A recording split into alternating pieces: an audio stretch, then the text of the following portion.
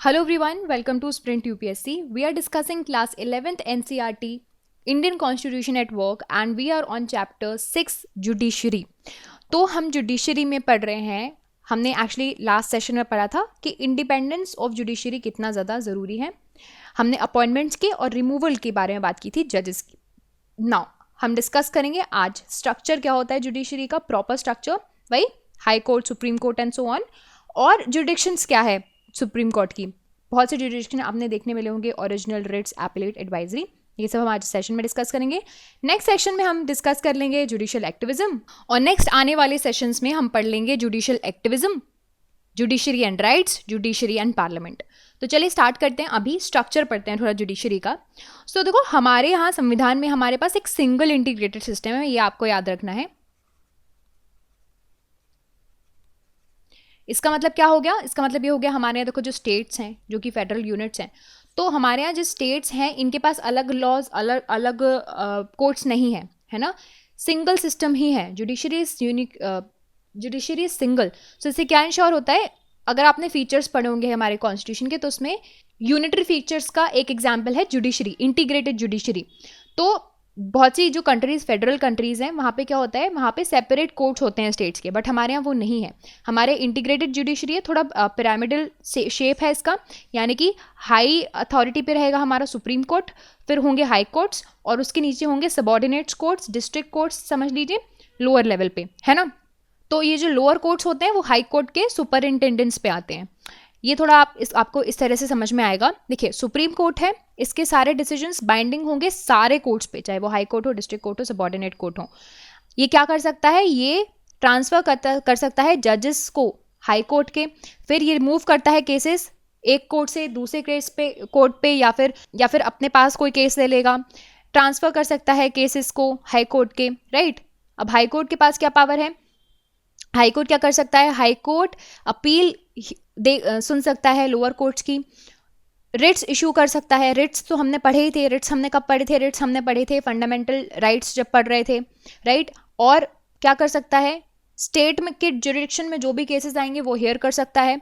फिर सुपरिटेंडेंस करता है किसका, लोअर कोर्ट्स का. डिस्ट्रिक्ट कोर्ट्स की बात करें, डिस्ट्रिक्ट कोर्ट्स क्या करता है, ये डिस्ट्रिक्ट्स में जो भी केसेस अराइज होते हैं उसके बारे में सुनता है, अपील्स देखता है, डिसीजन देखता है लोअर कोर्ट्स के, और डिसाइड करता है matters involving in the serious criminal offences, right. Basic पहले यही होता है ना, जैसे अगर आपके यहाँ पर अगर कोई क्राइम हुआ तो आप अपने पहले डिस्ट्रिक्ट कोर्ट पे जाओगे या फिर सबॉर्डिनेट कोर्ट पे जाओगे, है ना. सबॉर्डिनेट का काम क्या होता है, सिविल और क्रिमिनल नेचर के मैटर्स को देखना. अगर वहाँ पे सॉल्व नहीं हुआ तो फिर डिस्ट्रिक्ट कोर्ट पे अपील करते हो, वहाँ में नहीं हुआ तो हाई कोर्ट पे अपील करते हो, फिर वहाँ नहीं हुआ तो सुप्रीम कोर्ट पे अपील करते हो. ऐसे करके पूरा स्ट्रक्चर चलता है ना. So this is how it is. So हमारे यहाँ इस तरह का पूरा स्ट्रक्चर है. नाउ अब हम पढ़ते हैं jurisdiction of supreme court. Supreme court का जुरिडिक्शन क्या क्या है. सो देखिए सबसे पावरफुल कोर्ट्स कहीं का भी पूरे दुनिया का है supreme court of India. But इसके पास भी आपको, बट यहाँ पर भी आपको देखने मिलेंगे लिमिटेशंस. लिमिटेशंस कौन इम्पोज करता है, ऑफ कोर्स कॉन्स्टिट्यूशन, हमारा संविधान. फंक्शंस और रिस्पॉन्सिबिलिटी होगी जो सुप्रीम कोर्ट की, वो हमारे कॉन्स्टिट्यूशन में डिफाइंड है. सुप्रीम कोर्ट कुछ स्पेसिफिक जुरिडिक्शंस और it has some scope of powers. We shall discuss it one by one. So कुछ जुरिडिक्शन है सुप्रीम कोर्ट की, इन 3 टर्म्स हम पढ़ते हैं. पहला ओरिजिनल जुरिडिक्शन, दूसरा एपिलेट जुरिडिक्शन एंड तीसरा एडवाइजरी जुरिडिक्शंस. एक और होता है रिट्स. रिट्स के बारे में हम फंडामेंटल राइट्स में पढ़ चुके हैं. कौन कौन से रिट्स होते हैं, habeas corpus, mandamus, prohibition, certiorari, quo warranto. ये क्या होते हैं, फंडामेंटल राइट्स को प्रोटेक्ट करने के लिए, इंडिविजुअल की फंडामेंटल राइट्स को प्रोटेक्ट करने के लिए Supreme Court can take up the writs. Okay, उसके बाद कुछ स्पेशल पावर्स भी होते हैं, वो भी हम डिस्कस कर लेते हैं. देखो पहला ओरिजिनल जुरिडिक्शन के बारे में बात करते हैं. ओरिजिनल जुरिडिक्शन क्या है, बेसिकली जब डिस्प्यूट्स होंगे यूनियन गवर्नमेंट स्टेट गवर्नमेंट के बीच में, या फिर 2 स्टेट्स आपस में लड़ रहे हैं, तो सुप्रीम कोर्ट क्या ओरिजिनली इस डिस्प्यूट को सॉल्व करेगा. फिर एपिलेट जुरिडिक्शन क्या होता है, ये क्या करता है, लोअर कोर्ट से अपर कोर्ट्स में जब कोई कॉन्स्टिट्यूशनल केसेस ट्रांसफर होते हैं उनको ट्राई करेगा. तीसरा एडवाइजरी रोल क्या हो गया, एडवाइजरी रोल यानी कि प्रेसिडेंट को अगर लगे कि यार मुझे किसी पब्लिक इंपॉर्टेंस के मैटर पे कुछ एडवाइस चाहिए तो वो सुप्रीम कोर्ट के पास जाएगा, तो ये हो गया एडवाइजरी रोल। स्पेशल पावर क्या है यहाँ पे अपीलेट में, सुप्रीम कोर्ट स्पेशल लीव दे सकता है in the appeal of from any judgment which is passed by any of the court which comes under the territory of India. एक एक करके हम एक सारी चीज़ों को डिस्कस कर लेते हैं। ओरिजिनल ज्यूरिडिक्शन, इसका मतलब क्या, हम यूजुअली कैसे, अगर आपको कोई केस के बारे में कोर्ट में जाना है तो आप अपने डिस्ट्रिक्ट कोर्ट सबऑर्डिनेट कोर्ट में जाओगे ना, और फिर उसके बाद हाई कोर्ट पे जाता है, फिर सुप्रीम कोर्ट पे जाता है। बट ऐसे कुछ केस होते हैं जब डायरेक्टली आप सुप्रीम कोर्ट जो है वो केसेस ले सकता है, उसको बोलते हैं ओरिजिनल ज्यूरिडिक्शंस। इसमें क्या है, this particular jurisdiction it establishes Supreme Court as a umpire in all the disputes which are on the matter of the federal matters. अब फेडरल मैटर्स यानी कि या तो यूनियन और स्टेट वर्सेस स्टेट, ठीक है। इस केसेस में इन सारे मैटर्स में जो डिस्प्यूट्स रिजॉल्व करेगा वो करेगा सुप्रीम कोर्ट, उसको बोलते हैं ओरिजिनल ज्यूरिडिक्शंस, क्योंकि सुप्रीम कोर्ट के पास ही जो ये पावर होती है इन केसेस को रिजॉल्व करने की, हाई कोर्ट्स के पास भी नहीं होती, लोअर कोर्ट्स के पास भी नहीं होती, तो it is exclusively for supreme court. Now second one is writ jurisdiction. Writ jurisdiction को ज़्यादा पढ़ने की जरूरत नहीं है, ये क्या है, बेसिकली फंडामेंटल राइट्स, हमारे फंडामेंटल राइट्स को प्रोटेक्ट करने के लिए कोर्ट्स क्या कर सकते हैं, रिट्स इशू कर सकते हैं। ये इसके बारे में डिटेल में तो हम पढ़ ही चुके हैं, सुप्रीम कोर्ट स्पेशल ऑर्डर दे सकता है in the form of writs, also High Court भी इशू कर सकते हैं रिट्स, बट पर्सन जिनके राइट वॉलेट हुए हैं उनके पास चॉइस होती है, या वो हाई कोर्ट पे जाएं या फिर सुप्रीम कोर्ट को डायरेक्टली अप्रोच करें। तो ये जो रिट्स होती हैं, courts can give order to executive to act और not to act in a particular way, okay, in order to protect the rights of the citizen. Now the other power is appellate jurisdiction. Appellate jurisdiction में क्या होता है, जब supreme court, आपको पता है जो सुप्रीम कोर्ट होता है it is a highest court of appeal, है ना, सबसे हाईएस्ट कोर्ट है अपील के लिए। अब कोई पर्सन है उसको लगता है कि हाई कोर्ट में जो डिसीजन है उसका उसके अकॉर्डिंग नहीं आया है, तो वो क्या करेगा, इस हाई कोर्ट के डिसीजन के खिलाफ यहाँ पर अपील कर सकता है, सुप्रीम कोर्ट में फर्दर जा सकता है। बट यहाँ पे हाई कोर्ट को सर्टिफाई करना पड़ेगा कि जो केस है that is fit for the appeal in the Supreme Court, और ये कुछ सीरियस मैटर इन्वॉल्व करता है and it has some serious matters to interpreted of the law और the constitution.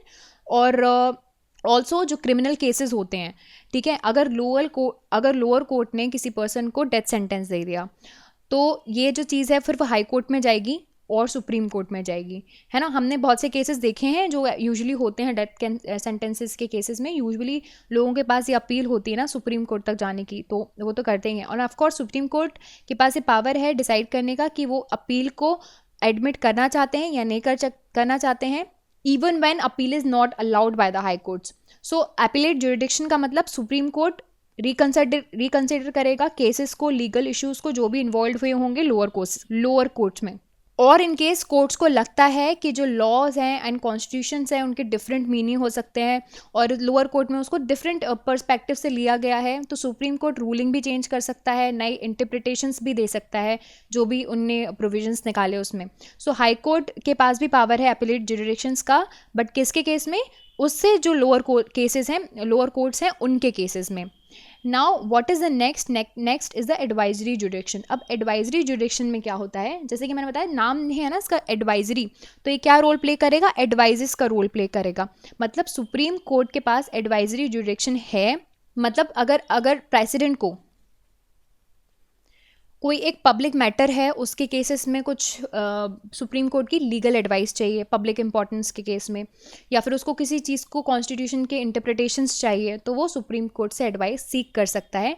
But supreme Court के पास ये कोई बाइंडिंग रूल नहीं है कि सुप्रीम कोर्ट को एडवाइस देनी ही पड़ेगी। Also president is also not bound to act in accordance with that advice, okay, that is just an advice.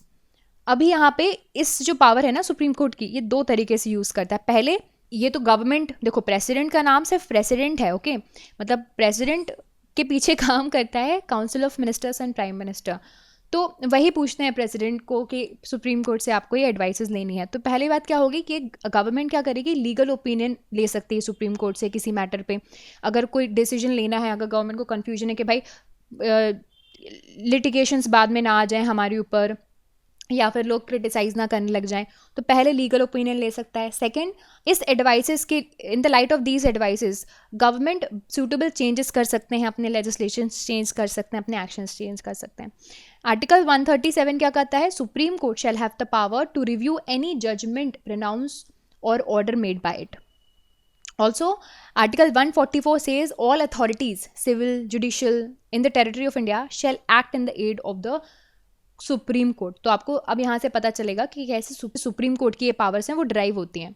So guys, इस सेशन में हमने अच्छे से समझा है स्ट्रक्चर क्या है हमारी जुडिशरी का, Supreme Court, High Court, district court and then subordinate courts. फिर हमने देखे कि क्या सुप्रीम कोर्ट के पास जुरिडिक्शंस हैं, original jurisdictions, writ jurisdictions, appellate and advisory. These are the special powers given to the Supreme Court, and also to some extent you can say the high courts. So in the next session we are going to discuss of the judicial activism, and in the upcoming sessions we will try to understand judiciary and rights, judiciary and parliament, and so on. This is it for this session, guys. If you like this video, you can subscribe to the YouTube channel for more videos and updates. Also download Sprint UPSC app to practice book, chapter and topic wise. Remember, candidates, just reading books or watching videos won't help unless you practice thoroughly.